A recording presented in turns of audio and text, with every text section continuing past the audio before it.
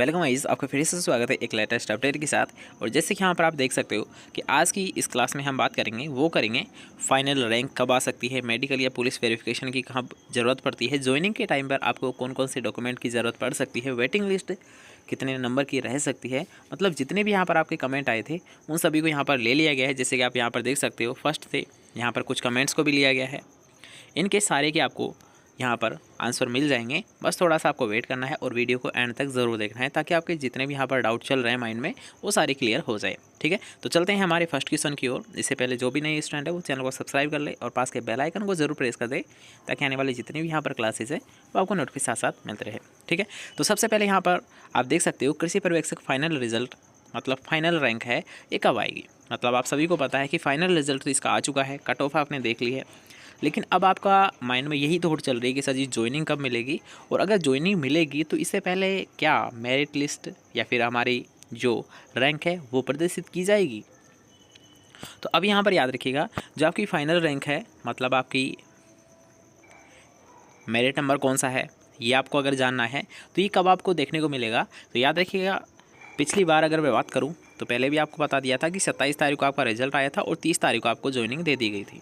ठीक है, और याद रखिएगा मतलब ये 3 दिन का अंतर में ही आपको ज्वाइनिंग दे दी गई थी। और अगर बात करूँगा मैं मेरिट रैंक की, ठीक है, मतलब आपकी रैंक कौन सी थी, तो ये रैंक आपको कब बता दी जाती है। जैसे याद रखिए, आपको शुरुआत में जब ज्वाइनिंग दी जाती है ट्रेनिंग पीरियड के लिए, तभी याद रखिएगा ये जो लिस्ट आएगी इसमें आपको रैंक भी शामिल हो जाएगी। ठीक है, इसमें आपका नाम, पता, होम डिस्ट्रिक्ट सब कुछ लिखा रहेगा। और इस पर आपको साथ साथ याद रखिएगा अपनी रैंक मतलब आपकी रैंक कौन सी है ये भी आपको वहाँ पर देखने को मिल जाएगी। ठीक है, तो रैंक वाला याद रखिएगा, आपको सीधा जवाब है कि अब जो भी लिस्ट आएगी याद रखिए उसमें आपका रैंक भी रहेगा, नाम भी रहेगा। एक मैं यहाँ पर आपको लिस्ट दिखा देता हूँ ताकि आपको कंफर्म हो जाए। ठीक है, तो जैसे कि यहाँ पर आप देख सकते हो ये आती है आपकी फाइनल लिस्ट। मतलब जो शुरुआत में आपको अस्थायी तौर पर प्रोविज़नल के लिए जो ट्रेनिंग पीरियड दिया जाता है, यहाँ पर आप देख सकते हो प्रोविज़न ट्रेनिंग। ठीक है, तो ये लगभग आपका 1 से 1.5 महीने का पीरियड रहता है। इसमें आपको क्या करना होता है, जो आपका होम डिस्ट्रिक्ट है यहीं पर आपको ज्वाइनिंग दी जाती है ट्रेनिंग करने के लिए। ठीक है, अब इसमें आपको याद रखिएगा, आप यहाँ पर देख सकते हो अपनी रैंक है वो यहाँ पर आपको मिल जाती है, रोल नंबर है, अभ्यर्थी का नाम क्या है, पिताजी का नाम क्या है, उसका पूरा पता क्या है, गृह जिला क्या है याद रखिएगा, और उसको शुरुआत में जो ट्रेनिंग का ऑफिस दिया जाता है वो भी यहाँ पर आपको मेंशन कर दिया जाता है। और आपका किस कैटेगरी में सिलेक्शन हुआ है, किसके विरुद्ध आपका सिलेक्शन हुआ है वो भी यहाँ पर आपको देखने को मिल जाती है। ठीक है, तो यहाँ पर आपको संपूर्ण जानकारी आपको देखने को मिल जाती है जो फर्स्ट लिस्ट आती है। मतलब आपका जो अपॉइंटमेंट ऑर्डर आएगा इसमें आपको ये सब कुछ देखने को मिल जाती है। इसके साथ साथ अगर आपके ये डाउट है कि सर जी सैलरी कितनी मिलती है, तो यहाँ पर आप देख सकते हो 14,600 रुपये। मतलब 2 साल तक आपका जो स्थायी वेतन है वो है 14,600 रुपये। इसमें से 10% NPS आपका कट जाता है, तो ये क्या हो जाता है लगभग आपको 1300 या फिर आप ऐसे मान सकते हो 13,600 रुपये या फिर 13,130 रुपये के समथिंग आपको ये अपने खाते में देखने को मिल जाती है। कौन सी सैलरी। ठीक है, तो याद रखिएगा ये 2 साल तक कोई भी इनमें बढ़ोतरी नहीं होती है, ये फिक्स है। 2 साल तक ये फिक्स सैलरी है, इसमें कोई भी बढ़ोतरी नहीं होती है। इसके बाद में आपकी जो सैलरी है ये बढ़ जाती है। ठीक है, तो यहाँ पर आप देख सकते हो कि आपकी रैंक कब आएगी, जब ये ऑर्डर आ जाएगा। और अगर बात करता हूँ ये रैंक आने की अब तक जो अभी की कंडीशन चल रही है ये कब तक आ सकती है, तो इसकी उम्मीद यही जताई जा रही है कि आपको होली से पहले ये आपको देखने को मिल जाएगी। ठीक है, मतलब अपनी रैंक है ये होली से पहले आपको दिखाई दे जाएगी। अब याद रखिएगा, अगर मान लीजिए आपकी रैंक आ चुकी है तो इसके बाद में क्या होता है, तो इसके बाद में याद रखिए आपको पर्सनल काउंसलिंग के लिए बोला जाता है। पर्सनल काउंसलिंग जैसे ही आपकी हो जाती है, और ये पर्सनल काउंसलिंग जब तक चलती है जब तक आपकी ट्रेनिंग भी खत्म हो जाती है। ठीक है, और इसके जस्ट बाद में जैसे कि आपकी ट्रेनिंग चल रही है एक साइड, और एक साइड आपकी पर्सनल काउंसलिंग चलती रहती है बीच में, इसी 1 से 1.5 महीने के बीच में। तब ये एक लिस्ट आती है, जैसे ही आपकी काउंसलिंग कंप्लीट हो जाती है इसके बाद में एक लिस्ट आती है, उसके अकॉर्डिंग आपको जो भी मान लीजिए जहाँ पर आपको अपॉइंटमेंट दी जाती है दोबारा से, मतलब जो आपको स्थायी नौकरी वहाँ पर दी जाती है। ठीक है, 2 साल के लिए, या फिर इसके बाद में याद रखिएगा आप 2 साल के बाद में ट्रांसफ़र करा सकते हो, लेकिन इस 2 साल में जहाँ पर भी आपका ऑफिस मिल गया वहाँ पर ही आपको काम करना पड़ता है। ठीक है, 2 साल तक जहाँ पर भी ऑफिस मिलेगा वहीं पर आपको करना पड़ेगा। इसके बाद में आप ट्रांसफ़र अपनी आसपास के एरिया में ले सकते हो, लेकिन 2 साल मतलब प्रोविज़न काल है, इसमें आपको कोई भी ट्रांसफ़र देखने को नहीं मिलेगा। ठीक है, तो ये हो गई ट्रांसफ़र से संबंधित, पर्सनल काउंसलिंग से संबंधित जानकारी। अब आते हैं सेकंड क्वेश्चन की ओर कि ज्वाइनिंग के दौरान क्या मेडिकल पुलिस वेरिफिकेशन होना ज़रूरी है। तो याद रखिएगा, अगर आपको ज्वाइनिंग लेनी है, जैसे कि मान लीजिए कल ही नोटिस आ जाता है, तो ज्वाइनिंग आप तुरंत परसों ही ले सकते हो, कोई दिक्कत नहीं है। अपने आधार कार्ड या फिर कोई सा भी ऐसा डॉक्यूमेंट है जो आपको क्या करता है, सत्यापित करता है, ठीक है। मतलब आधार कार्ड से भी अपनी आप ज्वाइनिंग ले सकते हो। वो आपको टाइम देंगे कि टाइम पीरियड के दौरान आप ये पुलिस वेरिफिकेशन और मेडिकल। अब याद रखिए, इसके दो सॉल्यूशन है, या तो आप खुद करा सकते हो, अदरवाइज़ वो बोर्ड वाले खुद करवा लेते हैं, ठीक है। याद रखना, जो पुलिस वेरिफिकेशन है ये बोर्ड वाले खुद भी करवा लेते हैं, और अगर खुद करना चाहते हैं तो ई-मित्र से जाकर आप ऑनलाइन सबमिट भी करवा सकते हैं, ठीक है। तो इसका कोई इश्यू नहीं है, आपको इसकी भी कोई टेंशन नहीं लेनी है। और मेडिकल है, ये मेडिकल भी याद रखिएगा बोर्ड वाले भी करवा लेते हैं, और खुद करवाना चाहे तो खुद भी हम करवा सकते हैं, ठीक है। तो यहाँ पर दोनों ही प्रकार का इनके लिए सुविधा है कि खुद करवाना चाहिए तो करवा सकते हो, अदरवाइज़ बोर्ड वाले भी यहाँ पर करवाने को आपको टाइम देते हैं, उस टाइम पीरियड में आप इनको करवा सकते हो, ठीक है। तो इसका इतना आपको ज़्यादा लोड नहीं लेना है कि सर करवाए नहीं करवाए।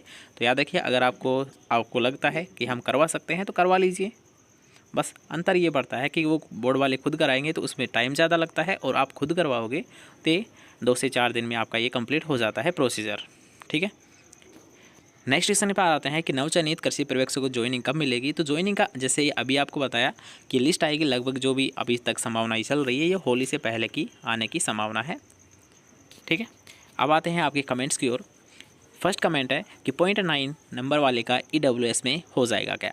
अब यहाँ पर याद रखिए, जो भी वेटिंग लिस्ट का लगातार इंतज़ार कर रहे हैं तो उनसे यही कहना चाहूँगा कि आपके अगर 1 नंबर का मार्जिन आ रहा है कट ऑफ से, मतलब 1 नंबर तक आप कम हो या फिर 0.5 से कम हो, तो इतने जितने भी यहाँ पर याद रखिएगा, एक मतलब 1 नंबर से नीचे जिनके हैं, पॉइंटों में जिनके नंबर कम है, उनके पूरे चांस है कि आपका वेटिंग लिस्ट में नाम आ जाएगा, ठीक है। तो आप उम्मीद बनाए रखें, बस थोड़ा सा आपको वेट करना होगा। आपको ये नहीं है कि आपको तुरंत ये देखने को मिल जाएगी वेटिंग लिस्ट, इसमें टाइम लगेगा। जैसे ही ज्वाइनिंग होती है, ज्वाइनिंग के बाद में भी कुछ टाइम लगता है। अगर कोई ज्वाइनिंग नहीं करते हैं उनको भी याद रखिएगा 1 महीने का टाइम दिया जाता है ज्वाइनिंग का। तो जैसे ही वो महीना कटेगा तो उसके बाद में आपकी जो वेटिंग लिस्ट है ये जारी होती है, ठीक है। तो इनमें काफ़ी प्रोसेस लग जाती है, मतलब 2 से 4 महीने का भी टाइम लग जाता है वेटिंग लिस्ट आने में, ठीक है। तो कोई तुरंत नहीं आएगी, बस आपको थोड़ा सा धैर्य बनाए रखना है और थोड़ा सा वेट करना है वेटिंग लिस्ट आने का, अगर आपके 1 नंबर कम है तो, ठीक है। बाकी जितने भी है इससे ज़्यादा के नंबर का अगर मार्जिन है आपके, तो आप अपनी तैयारी को बरकरार रख सकते हो, और उम्मीद आपकी है तो कोई दिक्कत नहीं है, ठीक है। लेकिन आपको 1 नंबर से ज़्यादा अगर मार्जिन है तो फिर आपको उम्मीद नहीं रखनी चाहिए,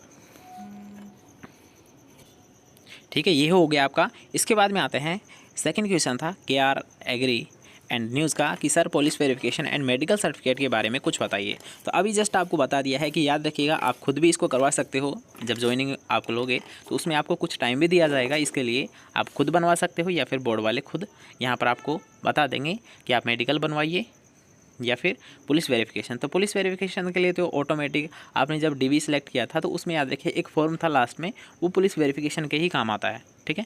तो वो बोर्ड वाले ऑटोमेटिक करवा लेते हैं। अगर आप करना चाहो तो आप ई-मित्र वाले से जाकर कह देना कि सर जी हमें पुलिस वेरिफिकेशन करना है, तो वो भी यहाँ पर ई-मित्र के द्वारा भी कर दिए जाते हैं, ठीक है। नेक्स्ट क्वेश्चन था कि सर मेरे 113 नंबर थे और मैं डिवोर्स हूँ, मेरा नंबर नहीं आया है, और जिसके 96 था उसका आ गया है। तो याद रखिएगा, यहाँ पर कुछ जो 55 यहाँ पर सीटें रिजर्व रखी गई है, तो इनमें क्या है याद रखिए, कुछ ऐसे स्टूडेंट हैं जिनके कोई डॉक्यूमेंट में कमी है या फिर स्पोर्ट्स वाले बंदे हैं, ठीक है। यहाँ पर इन्हीं कारणों की वजह से ये 55 स्टूडेंट है, इनको अभी तक पेंडिंग में रखा गया है, ठीक है। या तो इनके कोई डॉक्यूमेंट में कमी है या फिर ये स्पोर्ट्स वाले हैं जिनका अभी तक कोई भी मतलब यहाँ पर किसी भी प्रकार का अगर इश्यू चल रहा है, उसी की वजह से यहाँ पर इनको पेंडिंग में रखा हुआ है, ठीक है। इनका रिजल्ट बहुत जल्द आने वाला है, तो इसके लिए आप थोड़ा सा वेट कर सकते हैं, ठीक है।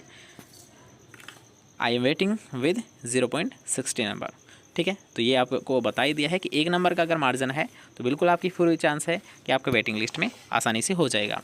नेक्स्ट रीज़न है कि एक्स सर्विस मैन हो, मेरा भी फाइनल रिज़ल्ट नहीं आया है, मतलब फाइनल सेलेक्ट ये नहीं हुए हैं। तो याद रखिए, आपको जस्ट अभी आपको बताया है कि कुछ यहाँ पर 55 स्टूडेंट है जिनका किसी भी प्रकार की इश्यू, जैसे कि कोई आप डॉक्यूमेंट सबमिट नहीं किए हैं या फिर किसी भी प्रकार की कोई त्रुटि है, तो उसी वजह से यहाँ पर 55 स्टूडेंटों को अभी तक होल्ड या पेंडिंग में रखा गया है, ठीक है। इसके बाद में आते हैं कोई बेस्ट बुक बताइए, तो इसके लिए कोई एक नई स्पेशल वीडियो बनाएंगे कि आपके लिए कौन कौन सी बेस्ट बुक्स रह सकती है। आते हैं नेक्स्ट क्वेश्चन की ओर कि सर एग्रीकल्चर सुपरवाइज़र के लिए ये तो हो चुका है। इसके बाद में आता है 55 सीट का रिजल्ट कब तक आ सकता है। ठीक है, तो याद रखिए अभी जस्ट आपको बताया था कि 55 जो सीट को रिजर्व रखा गया है यहाँ पर, इनके रिज़ल्ट कुछ टाइम में, मतलब अभी तक कह नहीं सकते, लेकिन याद रखिएगा इनका बहुत जल्द इनका तो रिज़ल्ट आ ही जाएगा। बाकी वेटिंग लिस्ट में अभी टाइम लगेगा। ठीक है, नेक्स्ट है कि सर डब्ल्यूओ की वैकेंसी कब तक आएगी। तो याद रखिए सब डब्ल्यूओ की नई वैकेंसी तो अभी तक कोई संभावना नहीं लग रही है। बस संभावना ये लग रही है कि डब्ल्यूओ की जो अभी रनिंग में जो 21 पदों पर वैकेंसी चल रही है, इसी में पदों को इंक्रीज़ किए जाएंगे, मतलब पदों को बढ़ाई जाएंगे, ये उम्मीद अभी तक चल रही है। ठीक है, नई वैकेंसी की अभी तक कोई भी ऐसी कोई भी न्यूज़ नहीं है ये सामने, जैसे ही मिलेगी आपको बता दिया जाएगा। इसके बाद में आते हैं सर मेरे 18 साल होने में 2 दिन कम है, मेरे 1 गुना कट ऑफ से 3 नंबर ज़्यादा है, हो जाएगा क्या 55 सीटों में। तो याद रखिए आपके 2 दिन अगर कम है, ये 2 दिन कब तक कम है, याद रखिए एक ऑफिशियल नोटिस आपको जारी किया गया था, उसमें शायद 1 जनवरी लिखा गया था। अगर आपको ये 1 जनवरी तक आपकी अगर एज हो रही है 18 तो कोई इश्यू नहीं है, लेकिन अगर आपको मान लीजिए 3 जनवरी को अगर आपकी हो रही है 18 साल, तो इसमें आपको नाम मात्र का भी संदेह नहीं होना चाहिए, क्योंकि उन्होंने स्पेशल लिखा हुआ है कि 18 साल होनी चाहिए 1 जनवरी को। लेकिन अगर आपकी 3 जनवरी को 18 साल हो रही है तो आप इसके लिए एलिजिबल नहीं हो। ठीक है, और ये बाकी डिपेंड करता है बोर्ड वाले पर कि वो क्या यहाँ पर बात रखते हैं। लेकिन नोटिस का यहीं पर मतलब होता है कि अगर आपका 3 जनवरी को हो रहा है, उन्होंने पहले स्पष्ट लिखा हुआ है कि 1 जनवरी तक अगर आप 18 है तो ही आप इस पोस्ट के लिए एलिजिबल हो, अदरवाइज़ आप एलिजिबल नहीं हो। ठीक है, तो यहाँ पर आप खुद समझ सकते हो कि आपको ये 2 दिन कब कम पड़ रहा है, फॉर्म भरते टाइम या फिर उस नोटिस में जो डेट बताइए उस दिन तक। ठीक है, तो यही यहाँ पर कमेंट थे जिनके आई थिंक मैंने सभी के यहाँ पर आंसर दे दिए हैं। तो अगर आपको वीडियो पसंद आई तो वीडियो को लाइक कर देना, शेयर कर देना।